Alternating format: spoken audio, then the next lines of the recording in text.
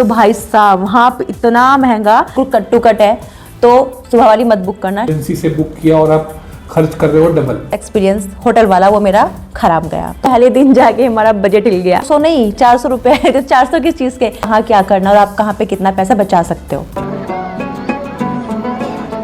Hello everyone, welcome back to my channel. This is Fatima Siddiqui. और जैसा कि आपने रिसेंटली देखा होगा कि हम लोग कश्मीर जाके आए हैं, तो इस पूरी कश्मीर ट्रिप में हम कौन से होटल में रुके, कितने दिन के लिए रुके और हमारा टोटल बजट कितना रहा और हम कहाँ कहाँ पैसे बचा सकते थे, तो वो सब हम इस वीडियो में कवर करने वाले हैं। अगर आप कश्मीर जाने वाले हो तो इस वीडियो को एंड तक देखना, क्योंकि ये आपके लिए काफ़ी यूज़फुल रहेगी। आपको आइडिया, अगर आप फर्स्ट टाइम जा रहे हो तो आपको आइडिया लग जाएगा कि आपको कहाँ क्या करना और आप कहाँ पे कितना पैसा बचा सकते हो। तो मैं ये डायरी ऑलरेडी लेके बैठी हूँ, जिस पे मैंने ऑलरेडी सब कुछ लिखा हुआ है कि हम पर डे के हिसाब से हमने कितना खर्चा किया, हम कितना बचा सकते थे, कितना हमने टिप दिया और बाकी सब कुछ जो हम अभी वीडियो में आगे बात करेंगे। कंसोलिडेटेड समरी भी है जिसके अंदर आप लोगों को एक क्लियर आइडिया मिल जाएगा कि ओवरऑल आपको कितना बजट लेके चलना है।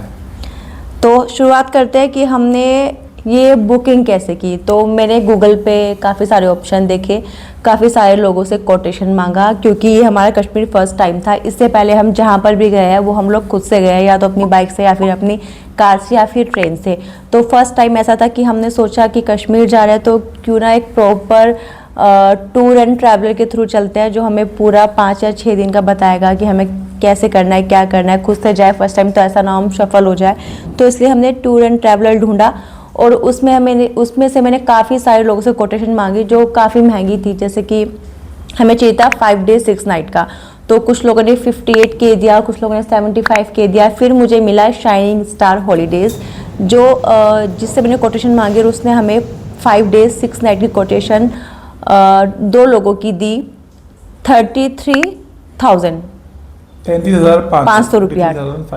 हाँ, पूरा 5 दिन का 6 नाइट का। और हमें रेलवे स्टेशन से, क्योंकि हम ट्रेन से गए थे, वहाँ से पिक करके वापस वहाँ पे छोड़ने का। तो लेट्स गेट स्टार्टेड।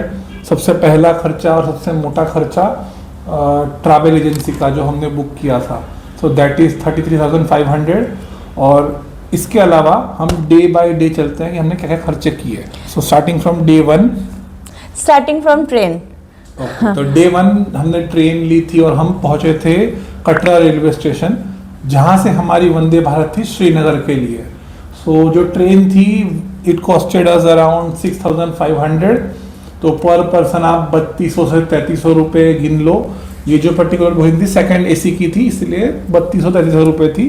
कम भी हो सकती है अगर आप थर्ड एसी या स्लीपर में जाओ, ज़्यादा भी हो सकती है अगर आप फर्स्ट एसी में जाओ या फिर फ्लाइट से जाओ। तो उसके बाद कटरा से श्रीनगर जाने के लिए आपके पास ऑप्शन है वंदे भारत का। तो वंदे भारत की टाइमिंग फिक्स है, एक सुबह 8 बजे और एक शाम में 3:30 या 4 बजे।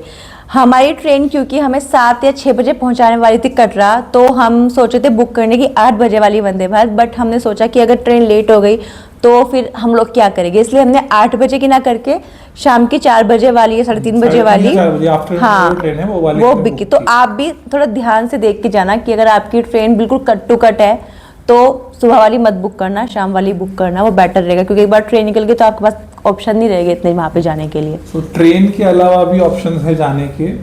आप टैक्सी से जा सकते हो या बस से जा सकते हो, बट अकॉर्डिंग टू अस हमें फेयर इनफ पैसों के अंदर और टाइमिंग और कंफर्ट के हिसाब से ट्रेन सबसे बेस्ट लगा, इसीलिए वी ऑप्टेड फॉर ट्रेन। इसके अलावा आप टैक्सी बस वगैरह से भी जा सकते हो। और ट्रेन का जो कॉस्ट था वंदे भारत का पर पर्सन था 1200 रुपीज़। ऑफकोर्स इसके अंदर हमने ब्रेकफास्ट भी इंक्लूड किया था, ब्रेकफास्ट या स्नैक्स शाम के वो इंक्लूड किए थे।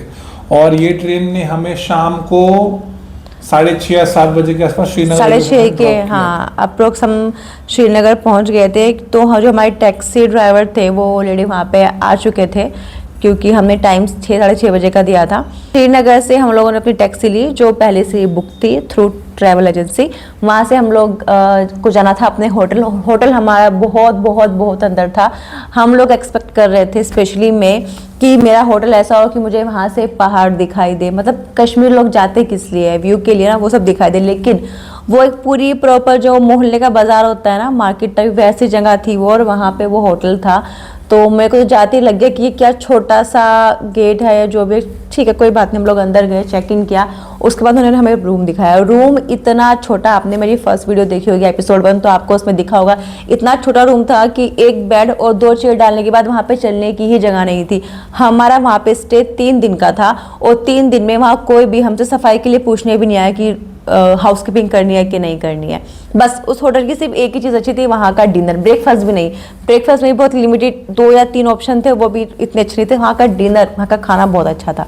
एक टिप, अगर आप कश्मीर जा रहे हो, पर्टिकुलरली श्रीनगर अगर जा रहे हो तो आप होटल जो है वो बुक करना डल लेक के आसपास, या तो हाउस बोट या तो डल लेक के जस्ट सामने।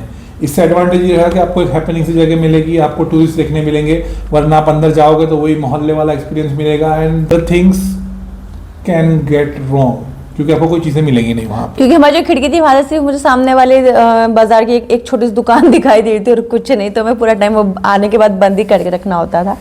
तो ट्रैवल एजेंसी का फर्स्ट एक्सपीरियंस होटल वाला वो मेरा ख़राब गया, तो वो मेरा वहीं पे मूड ख़राब हो गया कि एज एक्सपेक्टेड ये नहीं है। ठीक है, उसके बाद शुरू करते हैं हमारा फर्स्ट डे, जहाँ पे मुझे जाना था सोनमर्ग। सोनमर्ग जाने के लिए हम लोग रेडी हो गए 8:30 बजे, और जो हमारे टैक्सी वाले भैया हमें लेने के लिए आ गए on time, spot on time. वो सुबह 8:30 या 9 बजे के टाइम था, उस टाइम पे हमें आ गए और हम निकल पड़े सोनमर्ग जाने के लिए। रास्ते में हमें ट्रैफिक मिला। आप भी ये कंसिडर करना कि अगर आप जा रहे हो सोनमर्ग तो थोड़ा जल्दी निकल जाओ, अर्ली मॉर्निंग 8-9 बजे वुड बी फाइन, तो आपको ट्रैफिक नहीं मिलेगा। जैसा हमें भी हल्का फुल्का ट्रैफिक मिला था, बट फिर रिटर्न में हमने देखा कि बहुत सारा ट्रैफिक था वहाँ पे।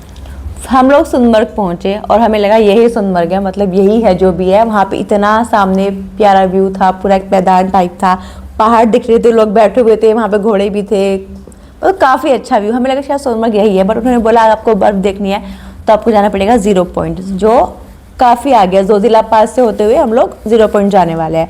तो उसका उन्होंने हमें रेट बताया 8,500। 8,500 रुपये उन्होंने बताया। और यहाँ पे उन्होंने ये भी बोला कि जो भी बंदा ट्रैवल एजेंसी के थ्रू आ रहा है तो यहाँ से आगे वो ट्रैवल एजेंसी वाली गाड़ी नहीं जाएगी। और यहाँ से अगर आपको आगे जाना है यहाँ से, तो आपको यूनियन की कैब लेनी पड़ेगी, जिसका रेट मुंह बोला था 8,500 रुपये।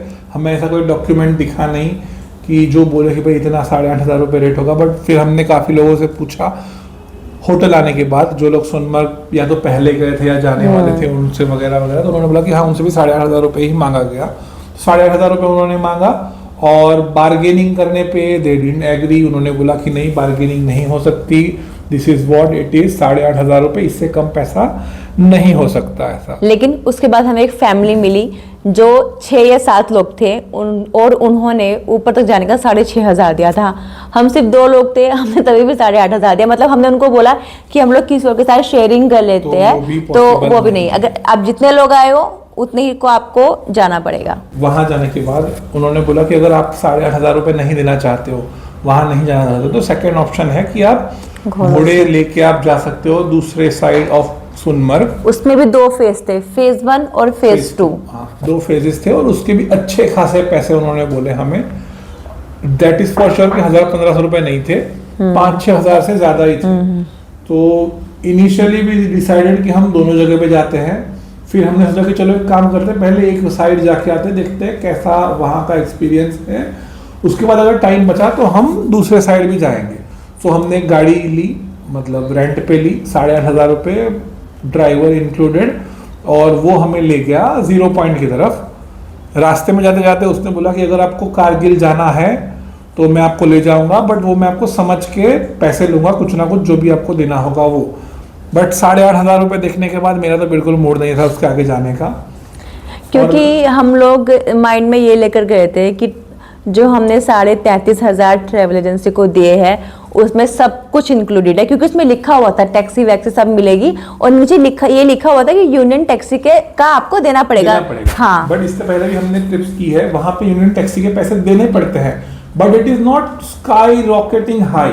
8,500 रुपये पहले ही दिन पे, ऐसा मैंने पहले कभी एक्सपीरियंस किया नहीं था, this was the first time. और पहले दिन पे ही हमने सोचा कि चलो एक जगह पे ऐसा होगा, बाकी सब जगह पे नहीं होगा, ये सोच के हम चले गए 8,500 रुपये दे के। जाने के बाद नो डाउट वहाँ का एक्सपीरियंस अच्छा था, पॉइंट काफी अच्छा बर्फ था। मिल गया हाँ, हमें देखने के लिए, जोजिला पास भी अच्छा जोजिला था। पास भी वहाँ हमें देखने के लिए मिल गया, बट इसके अलावा और कुछ नहीं था ऐसा। हाँ, वहाँ पे लोग आपको मिल जाएंगे रील वगैरह बनाने वाले, नो डाउट वो लोग आपसे पैसा सुनमर्ग लेंगे। अच्छा है और 0 पॉइंट भी अच्छा है, जोजिला पास भी अच्छा है। बस वहाँ पे सिर्फ एक ही चीज़ जो हमें खटकी वो था पैसा। पैसा मतलब जो हम एक बजट लेके गए थे, मुझे लगा था 35,500 रुपये दे दिए, अगर मान लो हम कितना खाएंगे, क्योंकि ब्रेकफास्ट और डिनर इंक्लूडेड है पैकेज के अंदर, तो हम कितना खाएंगे, कुछ नहीं, कुछ 5-10 हज़ार मान लो मैक्सिमम, मान लो 5 दिन के। उसके अलावा हमने शॉपिंग की तो 10 हज़ार और मान लो, तो मेरे को लग रहा 60 हज़ार में कम हो जाएगा मैक्स टू मैक्स। लेकिन वहाँ तो पहले दिन जाके हमारा बजट हिल गया।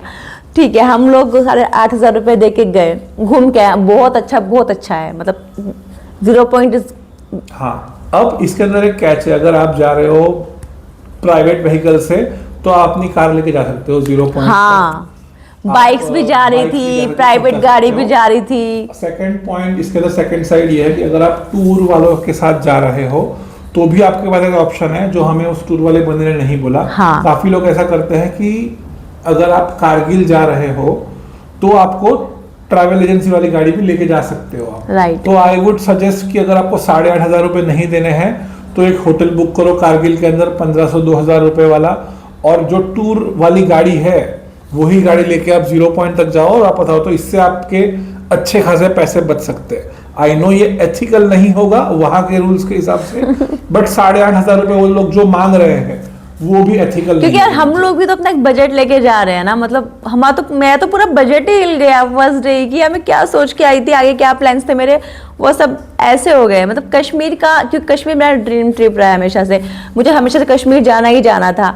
तो ये बहुत सारी मैं चीज़ें माइंड में लेके आई थी अपने कि क्या होगा, लेकिन वो थोड़ा, एक तो कश्मीर में पैसा बहुत, दूसरा टिप का कल्चर जो है वो बहुत खतरनाक है। हर किसी को टिप चाहिए, कुछ लो तो टिप चाहिए, कुछ ना लो तो भी बख्शिश चाहिए। तो वो बहुत, कितनों को मना करोगे, कैसे मना करोगे, वो सब बहुत अजीब लगता है। फॉर एग्जाम्पल, जब हम लोग 0 पॉइंट से नीचे आ गए तो हम लोग ऐसे ही वहाँ फील्ड में बैठ गए व्यू देखने के लिए, काफ़ी अच्छा लग रहा था वहाँ पे बैठ के, काफ़ी सारे लोग बैठे हुए थे। तो वहाँ पे बहुत बूढ़े अंकल आए वो सूट वगैरह बेचने के लिए कश्मीरी। तो उन्होंने मुझे सूट दिखाया कि ले लो, तो उन्होंने मुझे उसका प्राइस बताया 1200, और बोला कि ये कश्मीरी कढ़ाई है जो हम लोग गांव के लोग अपने हाथ से करते हैं, ये आपको कहीं नहीं मिलेगी। तो मुझे थोड़ा अजीब लगा कि मैं उनको बहुत दूर से आते हुए देख रही थी, तो मुझे अच्छा नहीं लगा इतना कि उनको मना करना।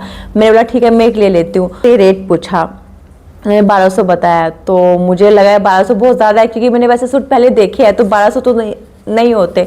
तो मैंने उनसे बोला आप कितना कम करोगे, तो बहुत करके उन्होंने बोला 1100 आप दे दो, क्योंकि ये हमने हाथ से कढ़ाई की है, जो भी घर का काम है बाहर मशीन से मिलता है, सब करके मैंने 1100 में ले लिया। और सेम वैसा ही सूट मुझे श्रीनगर साइड सीइंग करते हुए चश्मे शाही के बाहर मिल गए, जो 400-500 में बिक रहे थे।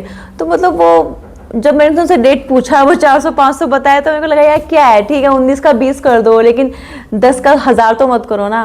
हम 0 पॉइंट से होके आ गए, फिर हम जहाँ पे जो घोड़े वाला फेस वो लोग बोल रहे थे वहाँ घोड़े लेके तो नहीं गए, बट हम सिर्फ टहलने के लिए गए, जहाँ हमने रील्स वगैरह बनाई और फिर हम गए लंच करने के लिए। वो लोग रील्स बनाते हैं वहाँ पे, काफ़ी सारे लड़के लोग आपको मिल जाएंगे कैमरा लेके घूमते हुए, जो आपसे बोलेंगे कि 300 रुपये की एक रील बना देते हैं, एडिट वगैरह करके सब लोग वही देंगे। लेकिन आप उनसे बार्गेनिंग कर लेना, हाँ जितना भी हो सके, क्योंकि अगर आपने नहीं की तो जितना वो मांगेगा तो आपको देना ही पड़ेगा, वो 1000 भी मांग सकते हैं। अप्रोक्सीमेटली अगर आप रील बना रहे हो 200-150 से 200 का आप बजट रखो पर रील। जैसे जैसे आप रील ऐड करते जाओगे वो बढ़ता रहेगा। ये लंच करने के लिए जहां हमने एक नॉर्मल सा लंच किया 1100-1200 रुपये वो अगर आपके टैक्सी वाले भैया अच्छे हैं ना तो आपका बजट उस पर भी डिपेंड करता है। क्योंकि हमारे टैक्सी वाले भैया को जब हमने लंच के लिए बोला तो उन्होंने हमें इतने आलीशान रेस्टोरेंट में ले जाके खड़ा कर दिया, जहाँ पे सिर्फ हमने रोटी और सब्जी मंगाई। हमारा बिल कितने का बना, मैं लिखा हुआ है, एक सेकेंड, 1100 रुपये का बिल बना हमारा, 1100 का बिल बना। सिर्फ एक सब्जी मंगवाई थी और रोटी मंगवाई थी बस।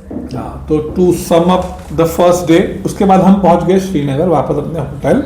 तो अगर फर्स्ट डे को हम ऐड करते हैं तो हमारे पहले दिन का खर्चा होता है, ट्रेन सब निकाल के, मैं सोनमर्ग बोल रहा हूँ, the day of Sonamarg costed us, सबसे पहले ट्रेन जो हमें पर पर्सन पड़ा 6,500 का, फिर वंदे भारत जो हमें पड़ा पर पर्सन 1,200 रुपये, उसके बाद जो हमने शाइनिंग स्टार हॉलीडे से पैकेज लिया 33,500 का, और फिर हमारा फर्स्ट डे जो सोनमर्ग का रहा वो हमारा रहा है कि 12,200। फर्स्ट डे खत्म। अब बात करते हैं डे 2 की। डे 2 पे हम गए गुलमर्ग। अब गुलमर्ग में जिस दिन हम गए थे उस टाइम पे gondola was not operational, gondola कुछ टेक्निकल इशू की वजह से बंद था।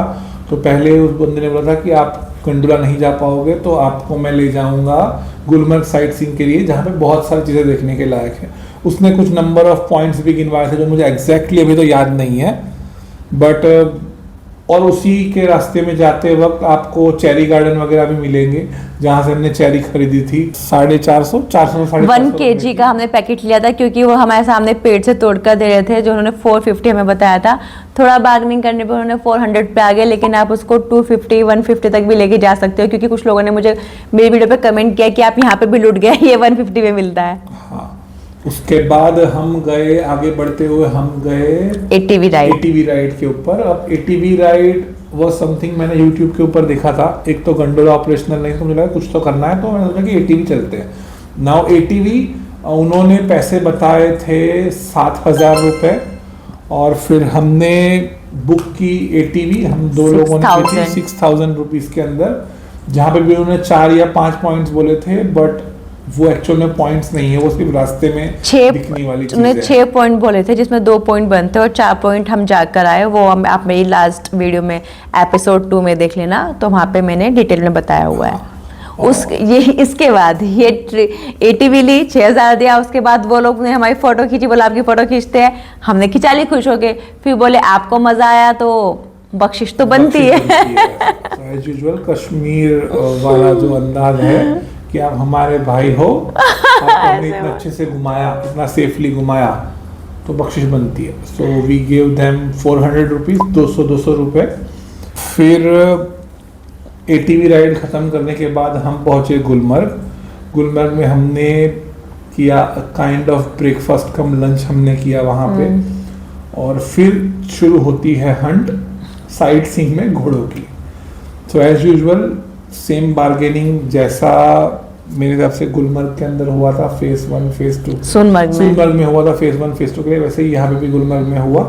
यहाँ पे भी उन्होंने शुरुआत की 6,500 से, लास्ट में 2 बंदों का 2,500 रुपये बोल के डन कर दिया, और हम निकल गए गुलमर्ग। बस 5,500 ने हमें बोले थे, करके 5,500 बोले, तो हमने मना कर दिया। थोड़ा सोचा कि ठीक है, 9-13 किलोमीटर का ट्रैक है, हम पैदल चल के जाते हैं, खुद से देख लेंगे, जो भी उनके वहाँ पे 8 या 9 पॉइंट है, हम पैदल चल के देख लेते हैं। तो वो हम लोग का पीछे आए कि ठीक है आपको ज़्यादा लग रहा है तो हम कम कर लेते, तो कम करते करते वो 2,500 रुपये पे आ गए 5,500 से। तो हमने सोचा कि चलो यार 2,500 पे आके तो चल लेते हैं, तो हम लोग चले गए देखने के लिए। But that was our biggest mistake.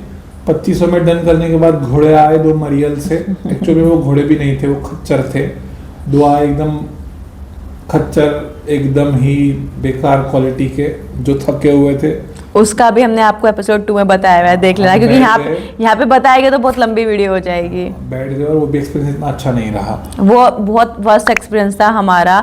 Second day वो वर्स्ट एक्सपीरियंस, मतलब हमारा मूड एकदम खराब हो गया था कि यार क्या ये रोज नया क्या हो रहा है। और फिर ऐसा कुछ वहाँ पे भी हमने फोटोज वगैरह ली, और फिर हम रिटर्न आ गए। और रिटर्न में हमें शॉल वगैरह खरीदी, इसलिए हमारे जो ड्राइवर थे उन्होंने हमें कश्मीर हैंडलूम करके कोई जगह थी वहाँ पे रुकाया, जहाँ पे हाथ से कारीगरी वगैरह करते हैं। बहुत महंगा है, बट आउट ऑफ बजट था वो, काफी महंगी शॉल्स थी। हाँ। 7,500-8,000। आपका अच्छा खासा बजट है, आप 3-4 लाख का बजट लेके जाओ तो यू कैन गो देयर, खरीद सकते हो। वहाँ पे हमने कुछ नहीं लिया, और हम फिर चले गए होटल। दूसरे डे का गुलमर्ग का हमारा टोटल खर्चा हुआ 9,300 रुपये। 9,300 रुपये हमारा गुलमर्ग खर्चा। ओके, नाउ थर्ड डे, जैसा कि हमें पता था कि दूध पत्री बंद है, और पहले 2 दिन के एक्सपीरियंस से हमें लग गया था कि वहाँ जाके भी हमें घोड़े वालों के साथ बार्गेनिंग ही करना है। तो इसलिए हमने अपनी आइटनरी में चेंज किया। जो आइडियली आइटनरी ऐसी थी, first day Sonamarg, second day Gulmarg, third day Doodh Pathri, fourth day sightseeing Srinagar और 5th डे पहलगाम। हमने यहाँ पे चुन के बोल दिया कि भाई सोनमर्ग, गुलमर्ग, श्रीनगर साइट सीइंग और 2 दिन हम जाएंगे पहलगाम के लिए। तो 3rd डे हम चले गए श्रीनगर साइट सीइंग के लिए। तो श्रीनगर में जाने के बाद सबसे पहले हमने देखा परी महल, जहाँ पे कोई बार्गेनिंग का प्रॉब्लम ही नहीं। टिकट है अडल्ट के लिए 50 रुपीज़ और बच्चों के लिए 25 रुपीज़। हमने परी महल देखा। परी महल के बाद हम लोग गए चश्मा शाही। आप लोग वहाँ पे जाओ तो पानी की बोतल साथ लेके जाना, क्योंकि वहाँ का पानी सब लोग भर के लेके जाते हैं। हमें हमारे ड्राइवर भैया ने कुछ बताया नहीं था, हम तो मुँह उठा के चले गए। वहाँ देखा तो इतने सारे लोग वहाँ पे अपनी बोतल भर रहे थे। ठीक है, तो आप लोग जाओ तो वहाँ पे अपनी बोतल लेके जाना। तो वहाँ पे भी सेम टिकट 50 रुपये बड़ों के लिए, 25 रुपये बच्चों के लिए। फिर हम लोग गए शालीमार गार्डन। अब वहाँ पे बहुत सारे ऑप्शन है, ट्यूलिप गार्डन है, शालीमार गार्डन है और काफी गार्डन है। तो क्योंकि हम लोग जून में गए हैं और वहाँ पे उस टाइम गर्मी थी, तो हम लोगों ने ज्यादा ऑप्शन एक्सप्लोर नहीं किए। हमने बोला हम शालीमार। बेटर मैं ये बोलूँगा कि अगर आप श्रीनगर में गार्डन घूमना है तो 2-3 garden are more than enough. इससे सब एक जैसे ही है, मतलब चाहो भी मत, व्यू अलग अलग दिख जाएगा। इससे अच्छा है कि आपने जो पैसा दिया है हाउस बोट का, वो हाउस बोट में बैठो, आराम से चिल वगैरह करो। शिकारा राइड चाहिए तो ले लो अगर आपको मजा आ रहा है तो, पर इससे ज्यादा गार्डन्स तो मत ही घूमो ऐसा। चश्मा शाही और शालीमार गार्डन के बाहर जो मार्केट है, लोकल मार्केट, वहां से खरीदना जो भी खरीदना है।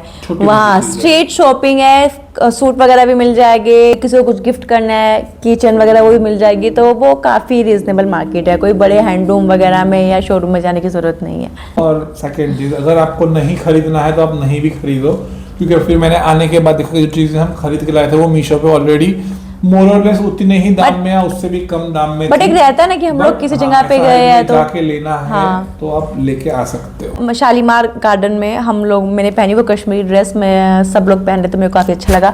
तो वो लोगों ने बोला 200 रुपीज में हम आपको फोटो भी निकाल कर देंगे बढ़िया से पेपर पे और फोटो भी लेंगे। तो हम 200 में है, चलो ठीक करवा रहे थे। तो मैंने 2 फोटो करा ली। फिर जब फोटो करा ली उसके बाद उनको बोला लाओ फोटो, तो बोल रहे 200 नहीं 400 रुपये। तो 400 किस चीज़ के, कि 200 फोटो खींचने के और 200 फोटो निकालने के। तो आपने पहले बताया ही नहीं था।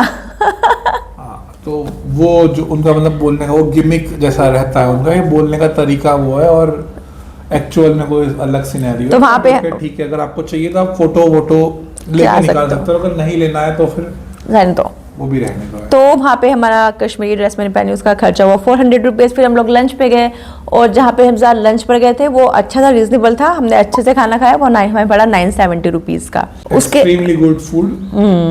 उसके बाद हम लोग आए अपने हाउस बोट में सेम डे, क्योंकि हमारा वहाँ पे चेक इन था। तो वहाँ पे डिनर इंक्लूडेड था और ब्रेकफास्ट इंक्लूडेड था। उसके अलावा चाय कॉफ़ी पीनी है तो उस पर आपको पे करना पड़ता है। हम शाम को हम लोग पहुँचे तो बारिश हो गई थी, मौसम ठंडा हो गया, तो हमने उनसे 2 चाय मंगाए। उन्होंने बोला कि उसके 100 रुपीज़ लेंगे, 50 रुपये की एक चाय है। तो वो भी कंसिडर करके चलना। आप लोग जब पैकेज बुक कर रहे हो या फिर खुद से जा रहे हो तो सब देख लेना। हमारा 3rd डे का खर्चा हुआ 2270 रुपीज़, क्योंकि हमने बहुत हमने बहुत ही कंट्रोल करके खर्चा किया था। और जहाँ हमारा ड्राइवर लेके जा रहा है वहाँ तो हमने ट्राई किया कि हम बिल्कुल ही खर्च ना करें।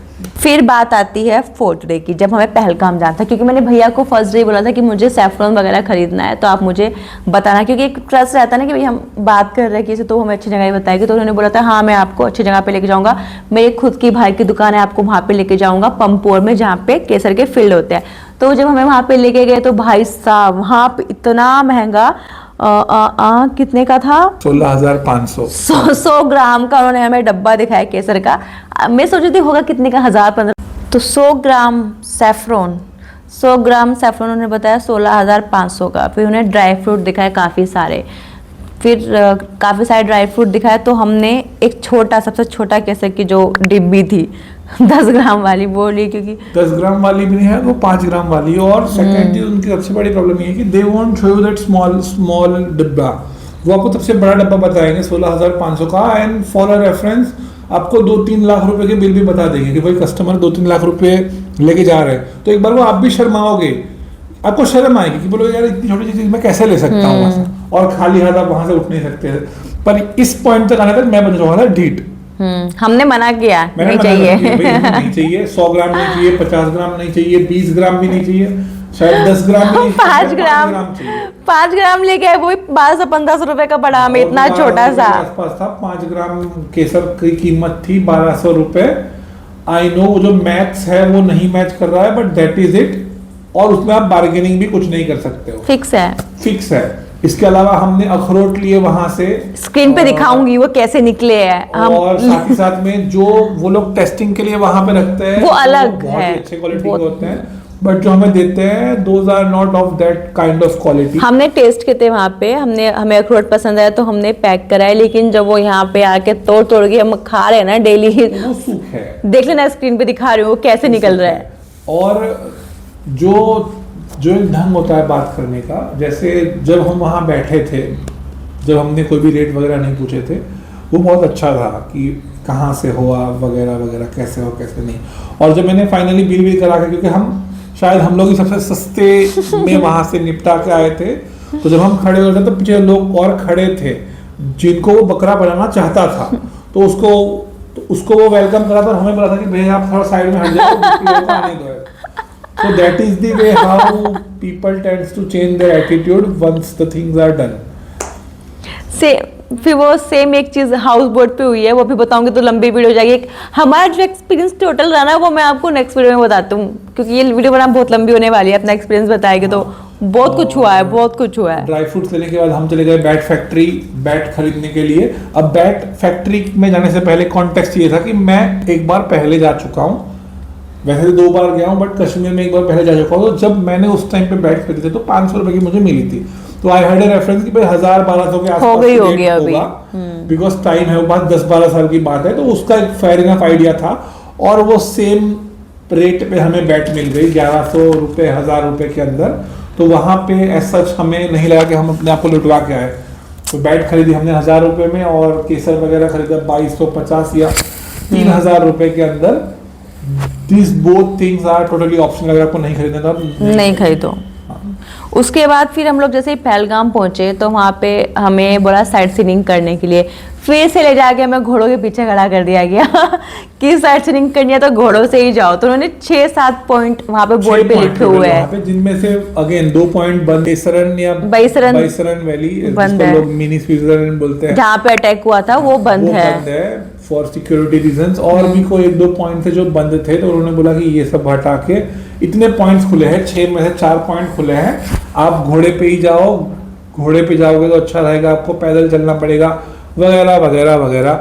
सेम आप हमारे भाई हो इसीलिए हम आपको सस्ते में करेंगे, वैसे सरकार के होते हैं 12,500 बट आपको हम ले जाएंगे 6,500 में। मेरा पहला एक्सपीरियंस था ही ऑलरेडी लास्ट के कुछ दिनों का, तो मैंने सीधा उनको बोल दिया मैं तो 1200 रुपए दूंगा आपको। बोलने में थोड़ी शर्म आती है, वहां खड़े रहने में शर्म आती है, बट हमने बोला 1200 रुपए। फिर वो नहीं माना, तो क्लियर था कि भाई अगर वो नहीं मानता है तो हम पैदल चले जाएंगे, और वैसा ही हमने किया। हम लोग पैदल निकल गए। तो हमने उनसे रास्ता पूछा तो उन्होंने रास्ता भी नहीं बताया, किलोमीटर। मैंने एक भैया से पूछा रास्ते में रोके, आप तो यहीं किया ना, हमें किलोमीटर बताओ ना, ये पहला पॉइंट कितना किलोमीटर है। बोले मैं कभी गया ही नहीं, मेरे को पता ही नहीं। तो वहाँ पे किसने भी किलोमीटर भी नहीं बताया, इतनी क्या बोलते 60 चलती है। हम लोग खुद ही निकल गए, हम खुद निकल गए। और फर्स्ट पॉइंट पहुंचते वो बंदा वापस आया कि भैया अब हम आपको 1200 रुपए में भी ले चलेंगे, अब 1200 में चलो, 6 के 6 पॉइंट जो भी है आपको घुमा देते हैं, हमको 1200 रुपए में ले जाएंगे। पर हमने बोला भाई नहीं जाना है हमें, वैसे भी गुलमर्ग में घोड़े गिरने का एक्सपीरियंस हो चुका तो हमें नहीं जाना, हम चले गए पैदल। और हमने ये पूरे के पूरे जितने भी पॉइंट्स थे सब पैदल कवर किए, ट्रैक करते करते अच्छा लग रहा था, काफी अच्छा था। तो ऐसे हमने वो पहलगाम वाला जो पहला दिन था उसमें हमने पैसा बचाया। हमारा सिर्फ आज के दिन में खर्चा हुआ 2070 रुपए। आप देख रहे हो ट्रेन, देख रहे हो कितना, फर्स्ट डे कितना, सेकंड डे कितना, थर्ड डे कितना, और फोर्थ डे कितना। फिर हम चले गए होटल में हमने चेक इन किया। एक्चुअली हमने श्रीनगर से जब हम रिटर्न आ रहे थे तो हमने होटल में चेक इन नहीं किया था। तो पहलगाम साइट सीइंग खत्म करने के बाद हम आ गए होटल, हमने चेक इन किया, फ्रेश हुए, डिनर किया, हम सो गए। नेक्स्ट डे हम चले गए वापस पहलगाम एक्सप्लोर करने के लिए, और to be apparent, to be precise, ABC valley चले गए, आरो वैली, बेताब वैली और चंदन वैली। अब यहाँ पे सिस्टम काफ़ी अच्छी लगी मुझे। अगर आपको सिर्फ एक वैली जाना है तो उसके एक्स अमाउंट है, 2 वैली है तो दो इतना पैसा हमने तीनों के लिए ऑप्ट किया था, जो हमें 2500 रुपए के आसपास पड़ा था। 2200 रुपए। 2200 रुपए। और वहाँ पे गाड़ी भी है, आपको इनोवा में जाना है, आपको वैन में जाना है, आपको इको में जाना है। हमने तो इको लिया था। इको ली थी 2200 रुपए की हमें पड़ी तीनों पॉइंट के लिए। बट मोरलेस मैं कहूंगा कि अगर आपको एक आधा कोई वैली स्किप करना है तो आप स्किप कर सकते हो। आरू वैली मत करना। वैली दोनों काफी सुंदर है। आरू वैली बहुत सुंदर है। हम गए थे इसलिए कि हमें बोला था कि वहां बर्फ मिलेगी, बट वहां हमें बर्फ मिली नहीं। वहां पे मोरलेस बैरिकेड्स लगे थे क्योंकि वहां से अमरनाथ की यात्रा तो वहां पे आगे शायद बर्फ हो भी, बट वहां पे एंट्री नहीं थी चंदनवाड़ी में। तो बट हम तीनों जगह पे गए थे 2200 रुपए में। और यूनियन का रेट फिक्स है, पूरी अच्छी तरीके से बैनर वगैरह लगे हैं विथ ऑल द ट्रांसपेरेंसी। और हमने इको ले ली और हम चले गए एबीसी वैली जाने के लिए। तीनों के तीनों वैली बहुत ही खूबसूरत है। एक पॉइंट यहाँ पे कि आप कैश लेके चलना यहाँ पे, क्योंकि शायद वहाँ नेटवर्क नहीं चलते वहाँ तो आपको एंट्री नहीं मिलेगी। जहाँ हमें एक जगह थी जहाँ हमें एंट्री नहीं मिली थी, क्योंकि वहाँ का टिकट था 50 रुपए। वो 50 रुपए ऑनलाइन उन्हें मना किया, नहीं देंगे। तो हम लोगों ने ठीक है, हमने बाहर से व्यू देख लिया था। सेम सोनमर्ग जैसा है लेकिन काफी सुंदर है। हम लोगों ने बाहर जहाँ मैगी खाई वहां से बैठे हुए पूरा व्यू एंजॉय अच्छे से किया। और हाँ, इसमें कैच आउट भी है कि जो 2200 रुपए 2500 रुपए में आप जाओगे, अगर वहाँ पे आप 1 घंटे से ज्यादा रुकते हो तो उसका आपको एक्स्ट्रा चार्ज देना पड़ेगा। 400 रुपए शायद कुछ देना है। हाँ, 1 घंटे से ज्यादा अगर आप रुकते हो, 2 घंटा रुकते हो तो 400, 3 घंटा रुकते हो तो प्लस होता जाएगा, ऐड होता रहेगा। बट मोरलेस 1 घंटा इज मोर देन एनफ। यहाँ पे भी आपको घोड़े वाले मिलेंगे, बट आई वुड से कि आप जाओ मत।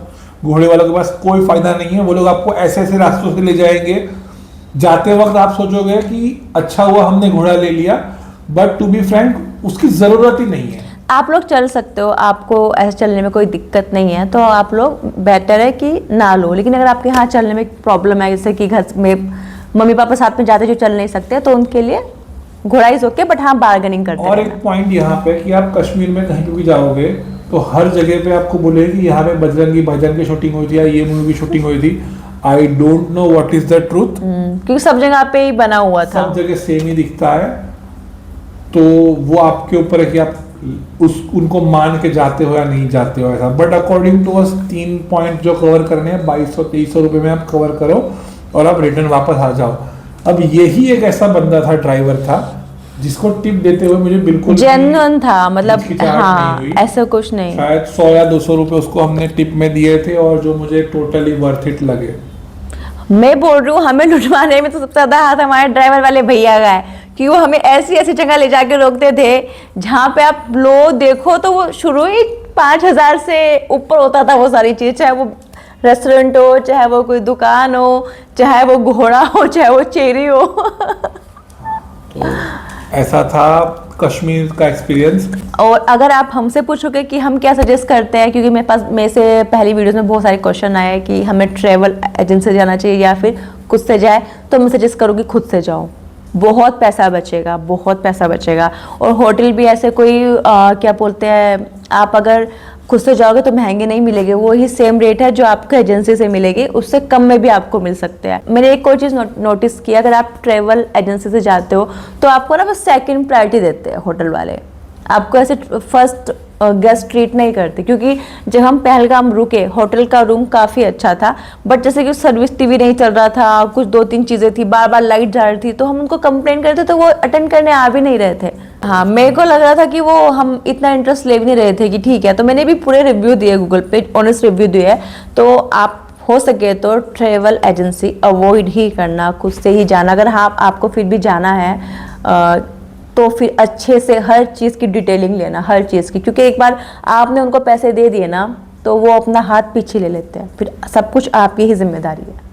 तो फिर ये है हमारा यहाँ कहीं पे दिख रहा होगा टोटल खर्चा ब्रेकअप के साथ, डे 1, डे 2, डे 3 के साथ जो हमने कश्मीर में खर्च किया। तो इससे आप एक रफ आइडिया ले सकते हो कि कितना पैसा या कितने बजट आपको लेके चलना है अगर आप कश्मीर ओनली, सिर्फ कश्मीर अगर आप जा रहे हो तो। और क्या क्या हिडन चार्जेस है जो आपको टूर एजेंसीज नहीं बताएंगी, जो आपको उनसे पूछ लेना है। ऐसा बख्शिश का पैसा ऐड करके चलना अपने बजट में।